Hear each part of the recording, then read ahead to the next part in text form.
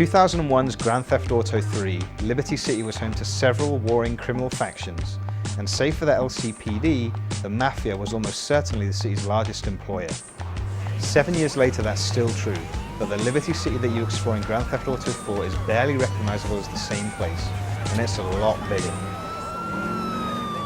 Stepping off the boat in the shoes of illegal immigrant Niko Bellic at the start of the game, it's immediately apparent that you have an extremely long way to climb to the top, or even to make a life for yourself in the land of opportunity. The mansion that your cousin told you that you'd be living in is actually a crappy apartment. The sports cars are low-budget cabs, and the women, well, they're pretty much non-existent unless you go out at night and pay for their services, or take the time to find them on internet dating sites. Hit me up again soon, homie. That was fun. There are plenty of friends for you to make in the city, and they're all very useful to have. To make money and to advance GTA 4's superb story though, you need to run errands for anyone who'll pay you.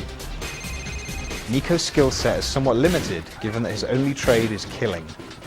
Fortunately, Liberty City is so corrupt that you'll find that there are plenty of employers looking for people just like you. As in previous games, many of the missions simply require you to deliver packages or kill targets without getting caught by the cops.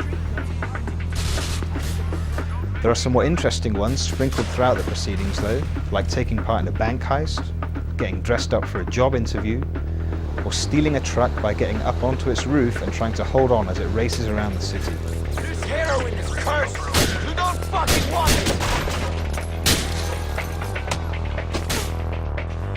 Better still are the missions in which you don't necessarily have to blindly follow orders and are given big decisions to make. These decisions are invariably life or death for someone, and the choices you make can have ramifications later in the game and even unlock bonus missions.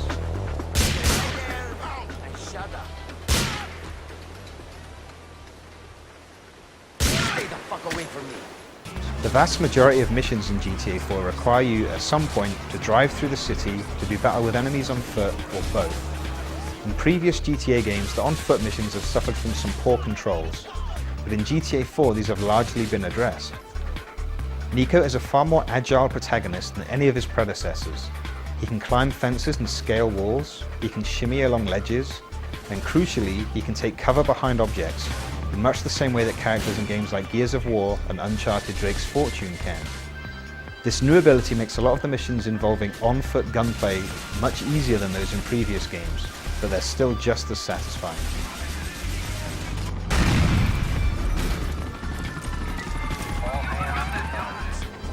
Driving missions are also easier in GTA 4, not because the vehicles handle any better or because Liberty City has solved its traffic congestion problem, it hasn't, but because so few of the missions are played against the clock now.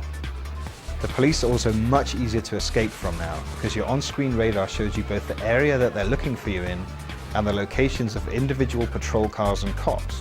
So, to escape from them and lose your wanted level, all you have to do is move outside the circle, which shows the area they're looking for you in, and then steer clear of the cops outside of it for maybe 5 seconds or so. It's not a bad system, it just makes brushes with the law less challenging. And since the easiest way to escape is often to find a safe spot and just sit there for a moment, it can be a bit of an anticlimax. Grand Theft Auto 4's story mode can be beaten in under 30 hours. But there are so many distractions and opportunities to do other things that you can safely double that number if you're not in a hurry. You might take time out from your life as a reluctant hitman to take part in street races.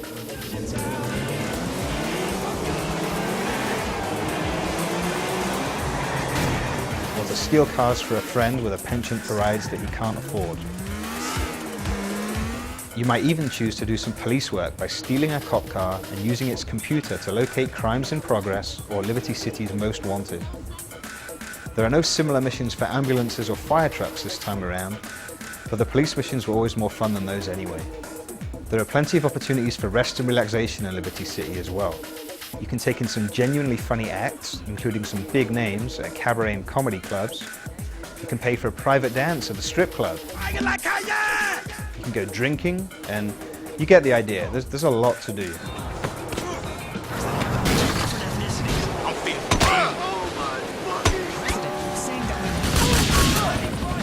There are no hidden packages to find this time, but that's only because they've been replaced with something even better.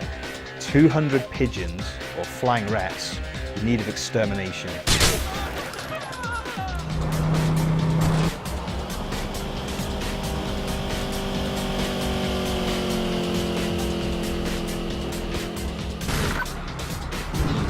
That's 7 units from the garden.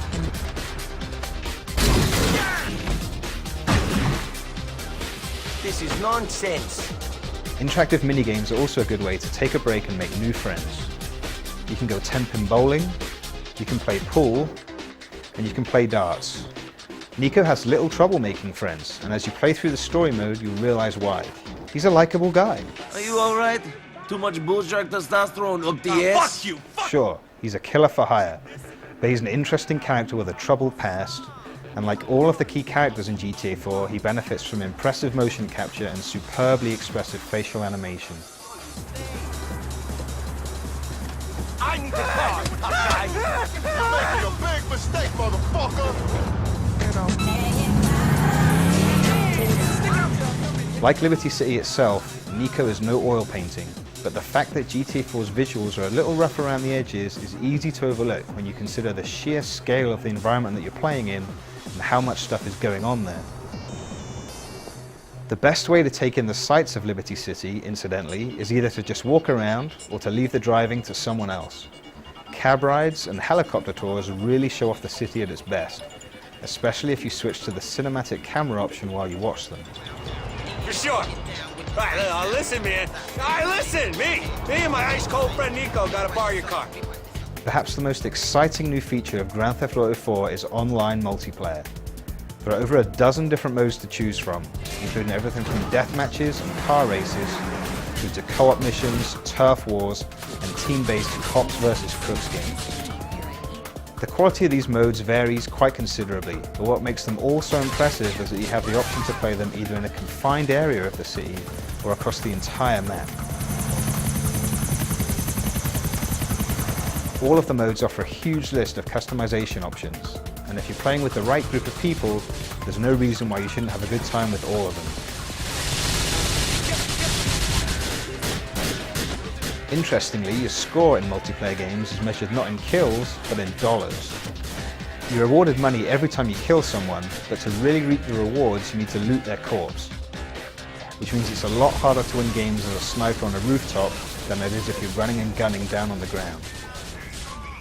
Grand Theft Auto 4 isn't perfect. AI characters will occasionally refuse to do what they're supposed to the point that you have to restart a mission. The graphics, while impressive at a glance, don't really hold up to close scrutiny. And, if you're familiar with previous GTA games, you'll find that most of the new features in this one, with the exception of the cell phone, which is great, actually don't add a whole lot to the core gameplay. With that said, Grand Theft Auto 4 is a game that you simply have to play. The storyline and the characters are superb. There are loads of weapons and vehicles to play with, and no game world has ever felt more alive than the living, breathing metropolis that is Liberty City. You will have fun playing this game.